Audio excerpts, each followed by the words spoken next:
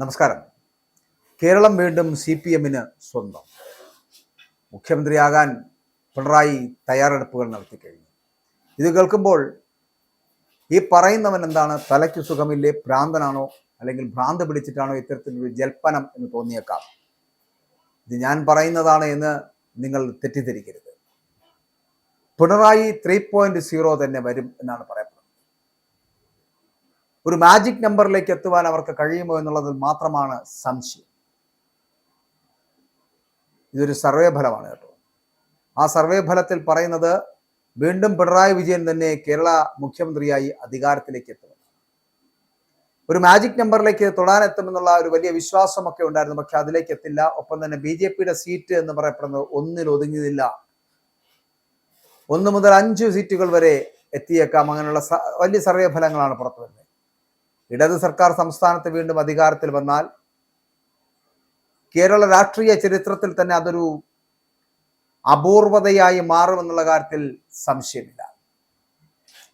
ഭരിച്ച സർക്കാരിനെ തന്നെ വീണ്ടും ഭരണമേൽപ്പിക്കുന്ന പതിവ് മലയാളികൾക്ക് പൊതുവേ ഇല്ല. എന്നിട്ടും 2021-ൽ പിണറായി വിജയനെ തന്നെ വോട്ടർമാർ വീണ്ടും തിരഞ്ഞെടുത്തത് ഒരു ചരിത്രമായി മാറി എന്നുള്ളത് വസ്തുതയാണ്. ഇപ്പോൾ ഇതാ പിണറായി സർക്കാർ വീണ്ടും 3.0 മൂന്നാമതും അധികാരത്തിലേക്ക് എത്തും. ഇടതുപക്ഷം ലക്ഷ്യമിടുന്നതും അത് തന്നെയാണ്. അങ്ങനെ സംഭവിച്ചാൽ അതും ചരിത്രമാകും.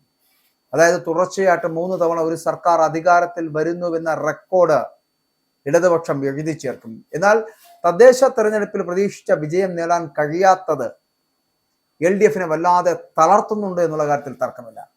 ചിലപ്പോൾ ഈ പ്രതീക്ഷിച്ചതിനപ്പുറമുള്ള ഒരു വിജയം സ്വന്തമാക്കിയത് UDF-നാകട്ടെ വലിയ ആത്മവിശ്വാസവും ആത്മധൈര്യവും ഒക്കെ നൽകിയിട്ടുണ്ട് ഇപ്പോൾ തദ്ദേശ സ്വയംഭരണ തെരഞ്ഞെടുപ്പിൽ.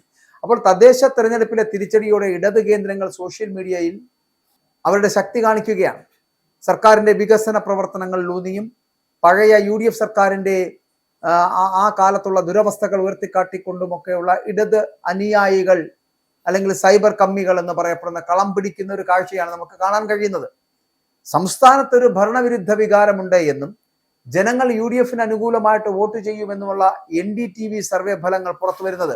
പക്ഷെ പിണറായി വിജയനേക്കാൾ മുഖ്യമന്ത്രി സ്ഥാനത്തേക്ക് VD സതീശന് ജനപിന്തുണ ഉണ്ട് എന്നാണ് അന്ന് ആ സർവേ പറഞ്ഞിരുന്നത്. എന്നാൽ അതേസമയം ഏറ്റവും ഒടുവിൽ പുറത്തു വന്ന Kerala live new poll survey അനുസരിച്ചിട്ട് സംസ്ഥാനത്ത് വീണ്ടും LDF തന്നെ അധികാരത്തിൽ വരുമെന്നുള്ള സർവേ ഫലങ്ങളാണ് പുറത്തു വരുന്നത്.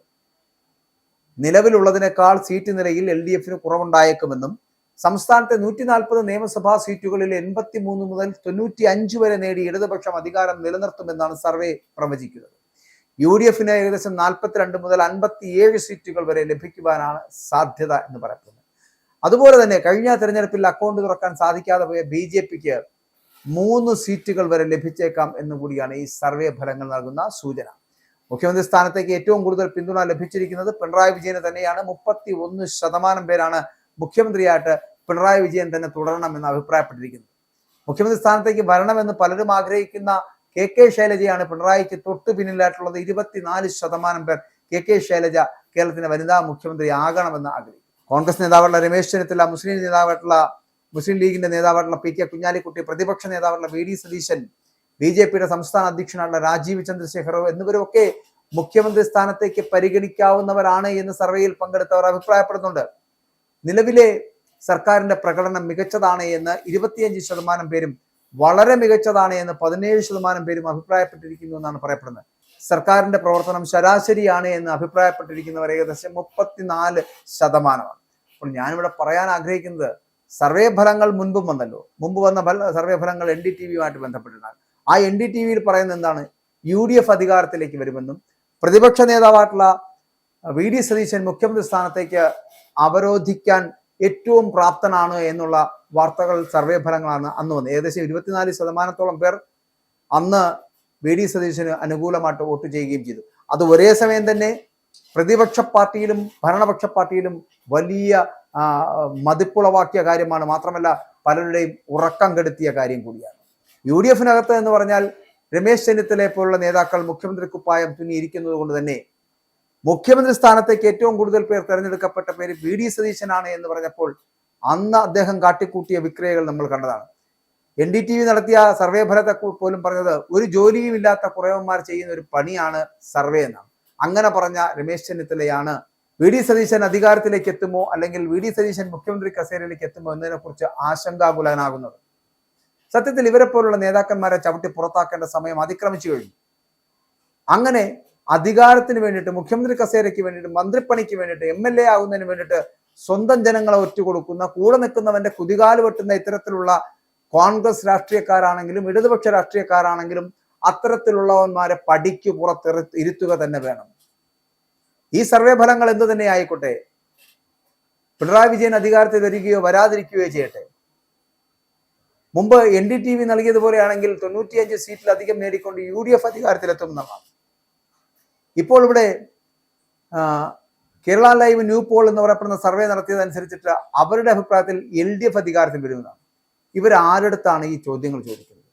ആരാണ് ഈ പറയുന്ന സർവേ നടത്തുന്ന മഹാന്മാർക്ക് ഈ ഇത്തരത്തിൽ കാര്യങ്ങൾ പറഞ്ഞ് മനസ്സിലാക്കി കൊടുക്കുന്നത്? കേരളത്തിലെ ഏകദേശം 3.25 കോടിയോളം വരുന്ന ജനങ്ങളെ കബളിപ്പിക്കുവാൻ നടത്തുന്ന ഇത്തരത്തിലുള്ള സർവേ ഫലങ്ങളോട് യോജിക്കുവാൻ കഴിയുന്നുണ്ടോ എന്നുള്ളതാണ്. സർവേ ഫലങ്ങൾ അനുസരിച്ചിട്ട് മൂന്നാമതും അധികാരത്തിലേക്ക് എത്താൻ പിണറായി വിജയൻ കരുത്താകുന്ന തരത്തിലേക്ക്, അല്ലെങ്കിൽ പിണറായി വിജയൻ വീണ്ടും അധികാരത്തിലേക്ക് എത്തുമെന്ന് പറയപ്പെടുന്ന തരത്തിലുള്ള സർവേ ഫലങ്ങൾ വരുമ്പോൾ അത് അവരുടെ ആത്മവിശ്വാസം കൂട്ടുന്നു. മാത്രമല്ല, ഇടതുപക്ഷ ജനാധിപത്യ മുന്നണിക്ക് അധികാരത്തിലേക്ക് എത്താൻ കഴിയുമെന്നുള്ള വലിയ പ്രതീക്ഷയും നൽകുന്നുണ്ട്. അത് ജനങ്ങളുടെ ഇടയിൽ വലിയ മതിപ്പുളവാക്കും. അതായത് അധികാരത്തിലേക്ക് വീണ്ടും എത്താൻ പോകുന്നത് UDF സർക്കാരല്ല, പകരം LDF സർക്കാരാണ് എന്ന് പറയപ്പെടുമ്പോൾ ആ വോട്ട് ബാങ്കുകളിലേക്ക് വോട്ട് ചെന്ന് എത്തപ്പെടുമെന്നുള്ള വല്ലാത്തൊരു തോന്നലുണ്ടാകുന്നുണ്ട്. ഇങ്ങനെ പെയ്ഡ് സർവേ ഫലങ്ങളാണ് ഇവിടെ നടക്കുന്നത് എന്നതിനെ കുറിച്ച് വല്ലാത്ത ആശങ്കയും ഉണ്ടാകുന്നുണ്ട്. അതുകൊണ്ട് ഈ പറയുന്ന സർവേ ഫലങ്ങളൊക്കെ അത് സതീശൻ അനുകൂലമാണെങ്കിലും പിണറായിക്ക് അനുകൂലമാണെങ്കിലും ആരധികാരത്തിലേക്ക് എത്തിയാലും ജനങ്ങൾക്ക് ഉപകാരം ചെയ്യുന്നവർ എത്തട്ടെ എന്ന് മാത്രമേ നമുക്ക് പറയാൻ